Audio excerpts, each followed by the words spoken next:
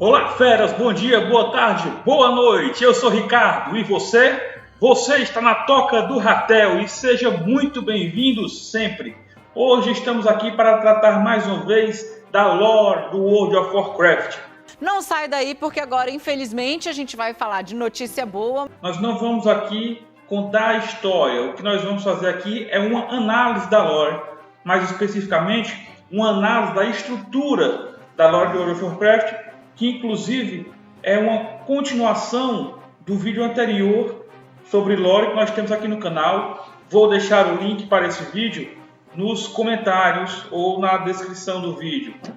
Naquele vídeo eu tratei de alguns conceitos básicos para que a gente possa desenvolver esse raciocínio, que é o que nós faremos agora nesse vídeo aqui. Então é importante que vocês assistam primeiro o vídeo 1 e em seguida retornem aqui para o segundo vídeo. Naquele vídeo eu apresentei alguns conceitos. Eu apresentei o conceito de eixo narrativo, apresentei o conceito de contradição, apresentei o conceito de retcon. E todos esses conceitos são conceitos importantes para desenvolvermos esse raciocínio, que é o que nós vamos tentar fazer aqui agora. Muito bem. Outro ponto importante que eu tratei naquele vídeo é a questão da ruptura. Eu falei de uma ruptura muito grande que existiu entre o Warcraft 2 e o Warcraft 3. Uma ruptura muito grande justamente na lore. Que naquele momento ali, nós tivemos, na verdade, o surgimento de uma nova história. Não é uma continuação de uma história que existia, porque ali houve uma contradição muito séria, que pode-se dizer até que botou de lado o que já existia de lore anteriormente. E aí eles vêm com aquela conversa de retcon que aconteceu antes, que a história do Warcraft 2 não é canônica, mas isso tudo é papo furado. A verdade é essa, porque nós temos um eixo narrativo. A história, quando foi criada, quando foi desenvolvida, ela tem um eixo narrativo. Então, se você quer contar uma nova história, você tem todo o direito de contar essa nova história. Agora, o que é feito muitas vezes nesse mercado é que eles querem contar uma nova história utilizando um título que já tem um sucesso. Então eles modificam a história por algum interesse de fazer essa modificação. Muitas vezes é simplesmente na busca de implantar uma determinada ideologia ou uma determinada linha de pensamento, que no caso, o que vem muito forte no Warcraft 3 é a questão do relativismo. Esse relativismo passa a tomar conta da lore do World of Warcraft. Sou o herói do mundo novo! Você é uma doença e eu sou a cura. Porque no Warcraft Orcs e Humanos e no Warcraftzinho 2, Warcraft 2 e a expansão, aqui estão os manuais, é muito simples. A questão é muito clara, é muito direta. Logo na caixa do Warcraft Orcs e Humanos, primeiro, você olhando a parte de trás, vou botar aqui a imagem na tela para vocês poderem ver, inclusive eu já fiz a marcação, nós temos o que? Jogue como os nobres humanos ou os malvados orcs. Então já ali, na gênese da história, é passada uma pista muito clara, porque o eixo narrativo de uma história ele é dado justamente por quem está escrevendo a história, e essa pessoa dá esse eixo narrativo através de uma informação diretamente dela, como um narrador em terceira pessoa, ou através de algum personagem que tenha uma credibilidade, que tenha uma ligação direta com aquela história. E aqui no Warcraft Orcs e Humanos, nós temos a empresa, né, o criador da história, o desenvolvedor da história, dizendo para a gente que existem dois grupos e você pode escolher entre os dois. Você pode escolher entre os nobres humanos ou os malvados orcs. É uma informação direta do criador da história. Então você não tem porquê, você não tem condições, na verdade, de discordar daquilo. Porque quem inventou a história está te dizendo que é daquele jeito. Então se depois a pessoa vem e diz algo contrário àquilo ali, então é automaticamente uma contradição. Não é um retcon. Um retcon é quando você vai, no momento que vai ampliar a história, você foge justamente desse eixo narrativo e aí você tem depois que consertar para adequar de novo a história àquele eixo narrativo que você informou no início da sua aventura. E aí no Warcraft 2, Ondas de Terror, nós temos justamente o desenvolvimento da história. E quando essa história é desenvolvida em torno do eixo narrativo, fica muito claro, porque ali no Orcs e Humanos, o que nós temos é que existe ainda, devido à história não ser muito desenvolvida, a possibilidade de depois a Blizzard dizer o quê? Não, mas aqueles orcs ali que eles se referiam, os malvados, eram justamente os orcs que invadiram Azeroth, que eram os orcs já da horda do Gul'dan e etc. Mas aqui no Warcraft 2, quando nós temos a história sendo desenvolvida, a gente vê que não é isso. Não se trata unicamente da horda do Gul'dan, que é a malvada, não. Porque aqui, no manual do Warcraft 2, nós temos o próprio Gul'dan falando da horda e falando também dos orcs. E o que é que ele diz aqui pra gente? A ascensão do Conselho da Sombra. Tal qual uma força primitiva de destruição e caos, nós marchamos sobre as terras dos Draenei, devastando tudo o que víamos. Nenhuma vida foi poupada, nenhum prédio foi deixado intacto. O único sinal de sua existência foi os campos ensopados de sangue, onde por quase 5.000 anos os camponeses tinham trabalhado, e a fumaça rançosa e mal cheirosa das fogueiras da vitória, queimando os corpos dos jovens que nós derrotamos. Os Draenei eram um povo fraco, nem justificaram o esforço de nosso ataque, mas no final das contas, vitórias simples e pequenas servem também para mostrar às raças inferiores qual é o lugar delas. Então aqui nós temos os orcs marchando sobre as terras dos Draeneis, matando todo mundo, destruindo plantações, tirando a vida de jovens, tudo isso pelos orcs. Inclusive aqui no final desse parágrafo, o Gul'dan é categórico em falar que essas vitórias servem para mostrar as raças inferiores. Quer dizer, aqui nós temos por parte dos orcs até o racismo contra outras raças ali que dividiam com eles aquele cenário, aquele mundo. Ele apresenta todo esse cenário e ele fala o seguinte: eu e meus semelhantes somos assim. Quer dizer, eu e meus semelhantes. Ele fala de todos, dos orcs. Como temos o poder de fato, manipulamos facilmente as selvagens e brutais tendências das massas. O poder é a força que impele a grande máquina destruidora que é a Horda. Aqueles que imaginam possuir este poder se juntam em torno da bandeira da violência. Mas, sem um inimigo comum, mesmo os líderes dos clãs de Orc se voltam cegamente uns contra os outros. Quer dizer, eles já são brutais, já têm essa tendência à violência. Até eles mesmos, se não tiverem um inimigo comum para estar destruindo, para estar atacando, se voltam uns contra os outros. Este apetite por destruição prevalece entre estes imbecis. Impele a Horda. Poder. Honramos o poder acima de tudo. Então quer dizer, aqui são palavras de um orc, falando de orcs. Ele fala em alguns momentos de horda, mas em outros momentos fica muito claro que os orcs têm essa tendência de brutalidade, de violência, que tem que estar sempre lutando até uns contra os outros se não tiverem um inimigo comum. O Gul'dan sequer corrompeu os orcs. Ele simplesmente se aproveitou, como ele mesmo diz aqui, dessa já tendência que os orcs têm.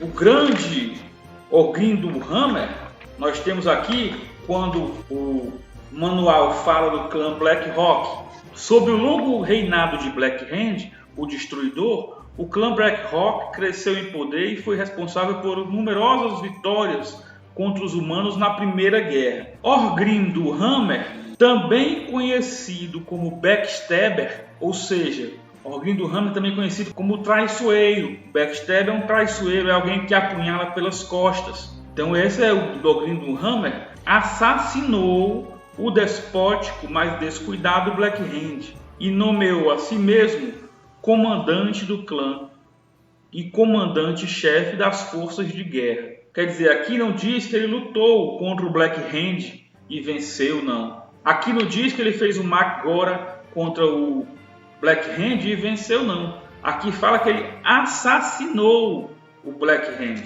E aqui, de volta para a narração do Gul'dan, ele fala: dormi semanas a fio como se estivesse morto, observado de perto por meus fiéis feiticeiros.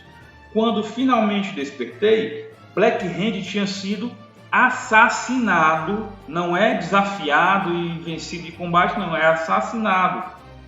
Sem minha magia para protegê-lo, Black Hand fora vítima de um ataque surpresa por parte de um de seus mais poderosos e fiéis generais, Orgrim do Hammer. Orgrim consolidou rapidamente o seu controle sobre a Horda, justificando o assassinato de Black Hand com depoimentos falsos que atestaram a incompetência de Black Hand como chefe comandante. Então, quer dizer, com base no que foi apresentado pela empresa e por um personagem que tem ligação direta com a situação, nós temos claramente aí um cenário descrito, nós temos claramente aí o eixo narrativo.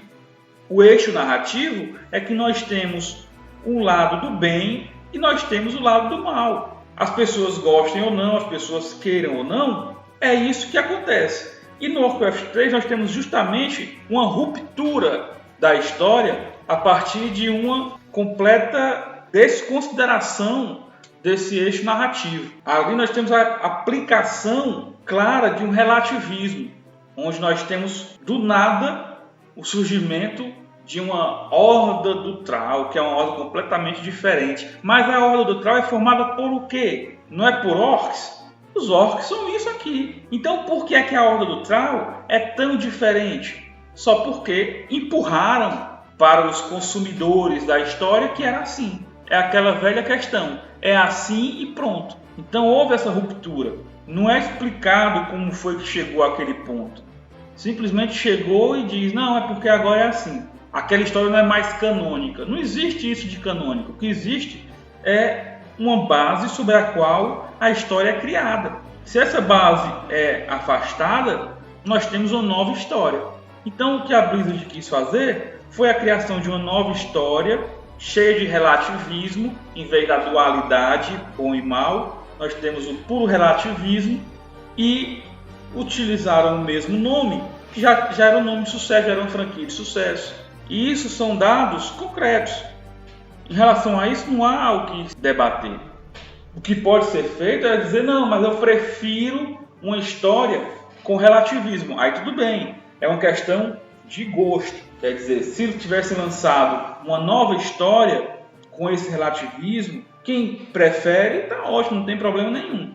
Eu prefiro a dualidade. Eu acho que com a dualidade, nós tínhamos, nesse caso do Warcraft, duas opções. Nós podíamos jogar com o bom ou com o mal. E esse era um diferencial do Warcraft quando foi lançado. É que você podia jogar com o vilão. A própria caixa, como eu já mostrei aqui, ela apresenta essa possibilidade. Você pode jogar com os nobres humanos ou com os malvados orcs, com os vilões. Isso era um diferencial. Porque se você tiver todo mundo relativizado, você não tem várias opções. Você só passa a ter só uma opção. Por exemplo, se eu tenho uma camisa preta e uma camisa branca, eu tenho duas opções, formais e materiais. Eu tenho duas blusas que eu posso escolher e tenho duas cores que eu posso escolher. Então eu tenho formalmente duas opções, que são duas camisas, e tenho materialmente duas opções, que é uma camisa branca e uma camisa preta. Se eu tenho duas camisas cinzas, pessoal gosta de falar de cinza, né? Que não é preto nem branco, é cinza. Se eu tenho duas camisas cinzas, formalmente eu ainda tenho duas opções, tenho duas camisas. Mas materialmente eu passo a ter só uma opção. Eu vou ter que sair de casa com camisa cinza. É uma opção só que eu passo a ter. Então, no final das contas, esse relativismo que para o pouco avisado aumenta o leque de possibilidades, na verdade restringe. Aí alguém pode dizer, mas os personagens que estão nessa zona cinza, que não são nem bons nem maus, são mais profundos. Também não necessariamente. Você pode ter um personagem com muita profundidade e que seja um personagem bom ou mau. Por exemplo, se eu vou para o livro ali usar de novo, como eu usei no vídeo passado, o exemplo do George Martin, Crônicas de Fogo e Gelo, né? O Guerra dos Tronos. E eu pego o personagem como um Mindinho. Alguém tem dúvida de que o Mindinho é um personagem mau, maligno? Não existe nenhuma dúvida de que o Mindinho é um personagem mau. E ele é um personagem raso? De forma alguma. Ele é um personagem bem complexo. É um personagem bem profundo. Por outro lado, eu posso pegar um personagem que não tenha uma característica definida e não aprofundar ele o suficiente. Pode acontecer. Então, essa questão da dualidade ou do relativismo não necessariamente implica em um personagem mais profundo ou mais raso. O que vai tornar o personagem mais profundo ou mais raso é a quantidade que você vai desenvolver aquele personagem. Então, no Warcraft nós temos duas histórias diferentes, de forma bem clara. Nós temos a história do Warcraft Orcs e Humanos e Warcraft 2, e ali nós temos uma ruptura e vimos dali em diante uma outra história contada de outra forma. E daí nós temos diversos problemas, porque esse relativismo toma conta da história e aí nós temos uma bagunça, vira uma bagunça. O relativismo bagunça tudo sem necessariamente dar mais opções, porque se chega a um ponto em que você simplesmente não sabe mais por que escolheu Horda ou por que escolheu Aliança. É como eu falei das camisas. Você não tem mais um fundamento, você não tem mais uma linha mestra, uma essência que vá conduzir a sua escolha por ser da Horda ou por ser da Aliança. Você vai passar a escolher simplesmente porque gosta mais do visual de uma raça ou de outra. A essência está completamente perdida. Então, é como a história das camisas. Formalmente você tem duas opções, a Horda e a Aliança. Mas materialmente elas se tornaram a mesma coisa. Entendem? A diminuição das possibilidades em vez do aumento com o relativismo. É isso que nós temos. Hoje nós temos duas facções iguais, com essência igual. A Horda e a Aliança são a mesma coisa, que vão combater aqueles inimigos poderosos que estão pondo em risco a existência comum de Horda e Aliança. Então nós temos uma outra história, uma nova história. Nós perdemos a essência das facções e nós perdemos a essência da franquia, que era a disputa entre essas facções. Nós passamos a ter várias raças, que as facções não significam mais nada, e perdemos também a disputa das facções, que passa a ser uma disputa de todos contra um inimigo poderoso que põe em risco a existência. Ou seja, essa é a grande ruptura da qual eu falava no vídeo anterior. A grande ruptura observada entre o Warcraft 2 e o 3. Ali surgiu essa ruptura e nunca mais saiu-se disso. Para você justificar uma completa mudança em todo um grupo, isso teria que ser muito melhor explicado. Como é que um grupo de orcs que tem essas características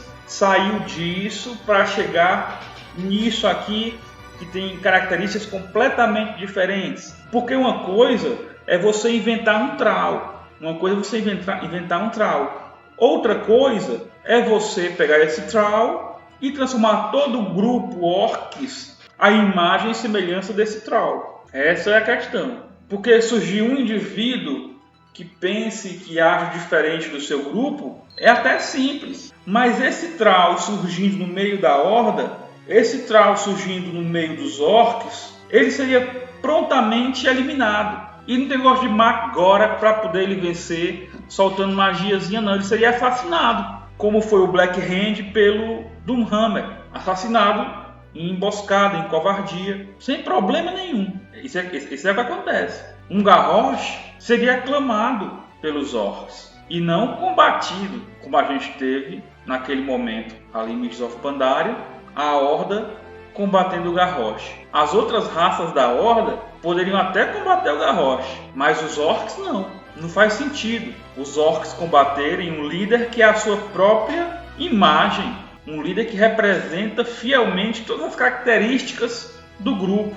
Nós temos hoje um Sylvanas que também não se justifica. É tudo dado como se fosse de rebolo, desde Warcraft 3 com esse relativismo. Se a Sylvanas era uma elfa ranger, como é que ela se torna um ser maligno? Não faz sentido.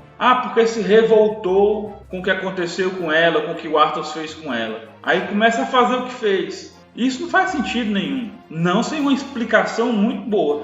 Porque se ela passa a fazer o que passou a fazer por causa da revolta que ela teve com o que foi feito com ela, então ela nunca foi boa. Porque então ela nunca se importou com ninguém além dela mesma. E isso não foi apresentado como histórico das Sylvanas. Inclusive tem irmãs que continuam vivas e para ela nada disso importa, só importa a revolta, e aí ela começou a fazer o que fez. É mal construído, porque quiseram fazer um personagem profundo com base nesse relativismo. O personagem não fica profundo, fica mal explicado, fica contraditório, porque a partir do momento em que os conflitos não são explicados, os conflitos interiores do personagem, você cria um personagem que aparentemente tem um monte de conflitos interiores e não explica nenhum deles. Fica parecendo que o personagem é bipolar, fica parecendo uma maluquice. O personagem uma hora age de um jeito, outra hora age de outro, por causa do relativismo. Vamos fazer um personagem todo relativo, um personagem que não seja preto nem branco, seja cinza. Aí cria um personagem cor de bosta, que é um personagem raso, porque não é explicado. O personagem a Sylvanas é uma bipolar. Ela era muito boa, aí teve um trauma, ficou muito ruim, depois ficou boa, tá lá no navio dela voando lado a lado com o Varian, aí depois fica ruim, aí depois fica boa de novo, e é isso. E cadê as explicações de como é que isso aí aconteceu? Porque se não tiver explicação, a única explicação que sobra é transtorno bipolar. A Sylvanas é borderline. É a única explicação que fica. E assim nós temos diversos aspectos da história. A questão do relativismo não traz necessariamente benefícios. Quando nós tínhamos até o Warcraft 2, uma história muito legal, uma história muito boa de acompanhar, tinha a dualidade do bem e do mal. Quem queria jogar de Horda sabia que estava jogando com o vilão e dizia: eu estou jogando com Horda, que eu sou o vilão, eu sou o mauzão nessa porra. E quem queria jogar de Aliança, não, vou jogar com o bem, eu gosto de jogar com o bem, eu torço pelo lado do bem e eu vou jogar com a Aliança, que eu sou do bem, eu sou legal. Assim, e era super bacana essa possibilidade de você escolher duas facções diferentes uma da outra. E isso se perdeu no Warcraft 3. Como um jogo, o Warcraft 3 era um ótimo jogo, a jogabilidade era muito boa. A história do Warcraft 3 em si era razoável. Já não era mais uma história de Warcraft, porque quebrou o eixo narrativo. Mas era uma história razoável. Mas ali você já tinha uma falta de opção. Você não podia escolher se ia jogar com os vilões ou se ia jogar com os mocinhos. Você era obrigado a jogar aquela linha da história. Você acabava jogando com os dois obrigatoriamente para cobrir a história. Até o Warcraft 2 não. Até o Warcraft 2 você tinha a campanha do bem e a campanha dos vilões. Então você deixa de ter opções. E aí, como eu já falei, diversos problemas da narrativa vêm justamente desse relativismo. Vem justamente dessa modificação, desse rompimento. Que, como eu já disse no vídeo anterior, é muito melhor você ter uma história simples, bem contada, do que uma história cheia de reviravolta, mas que são reviravoltas que não são bem explicadas, que não querem dizer nada, que ainda restringem as opções de quem está consumindo a história. Então, você pode muito bem fazer uma história muito boa com a dualidade do bem e do mal, sem esse negócio de território cinza. Território cinza é o escambau. Tá aqui, nós temos as histórias dos clãs de orcs, nós temos as histórias dos reinos dos humanos.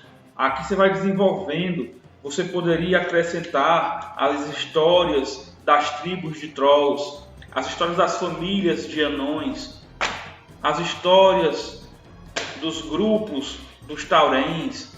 Aqui nós temos, além do Portal Escuro, nós temos a invasão da Aliança em Draenor para garantir que a Horda não ia abrir o portal de novo. Nós temos a expansão da força da Aliança ali dentro de Draenor. Nós temos a construção da fortaleza em Terrocar, que recebe o nome da Aléria. Então são muitos pontos. Inclusive, nós temos o livro, além do Portal Escuro, do Warcraft. Existe um livro, Beyond the Dark Portal, muito bom, inclusive. Vai desde essa entrada das forças da Aliança em Draenor até quando eles chegam a Ner'zhul. Então, você pode expandir muito uma história dual, uma história do bem e do mal, uma história que lhe dá opções de escolher quem você gosta, por quem você torce. E como eu já falei também, nada impede que você construa um personagem para realmente apresentar uma mudança de comportamento, isso sendo bem construído, bem apresentado, mas vai dar mais trabalho. Então, eu sempre fico com o feijão com arroz bem temperado, em vez de ficar com um prato muito sofisticado, feito com ingredientes estragados. Até muitos dos problemas de equilíbrio entre as facções no World of Warcraft vêm desde aí, dessa destruição da essência do que é a Horda e do que é a Aliança. Porque até Warcraft 2, quem fosse escolher tinha claramente as opções. Eu posso ser o vilão, mas que eu acho muito mais bacana esse visual dos orcs, né, dos trolls. Eu acho muito mais legal esse visual, então eu vou ser vilão. Ou então você diz, não, eu acho até mais legal o visual dos vilões, mas eu prefiro jogar com os personagens do bem. Eu prefiro jogar com a facção do bem. Quando você rompe essa estrutura, quando você rompe essa essência das facções, você passa muitas vezes, para muitas pessoas, a ter uma possibilidade de dupla vantagem em uma facção, ou pelo menos uma facção que tem vantagens sem desvantagem. Porque se as duas facções em essência são a mesma coisa, então eu simplesmente vou escolher pelo visual das raças. E ninguém pode negar que o visual das raças da Horda são mais chamativos, são mais imponentes, são personagens maiores, são personagens mais fortes, que quando você bota a indumentária, as armaduras são armaduras mais imponentes. Então, se eu posso escolher um personagem com esse visual e eu posso escolher um personagem com um visual mais comum, geralmente a pessoa vai escolher o personagem com um visual mais imponente, se ela não tiver uma barreira, que é a questão de jogar com o vilão. Se eu for jogar com um personagem mais imponente, eu vou jogar com o vilão. Você quer jogar mesmo assim? Aí muita gente quer, mas algumas pessoas, quando chegando nessa barreira, vão dizer, não, o visual é mais legal, mas eu prefiro jogar com a Aliança. Então até nisso existe a questão do relativismo atrapalhando. O relativismo que foi jogado dentro da lore do WoW atrapalhando. Muito bem, então esses são os pontos que eu tinha inicialmente para abordar nessa análise da lore do World of Warcraft. Vocês podem comentar à vontade aqui embaixo do vídeo, se concordam, se discordam, se existe algum complemento a ser feito a esses apontamentos, se vocês têm apontamentos próprios. Eu sempre gosto muito de ouvir a posição de outras pessoas, que aí eu pego algumas ideias, trago para comparar com as minhas, para aprimorar os meus entendimentos. E não se esqueçam, deem like nesse vídeo, se inscrevam no canal, cliquem no sininho para serem notificados dos próximos vídeos e muito obrigado por ficarem comigo até aqui. Até a próxima!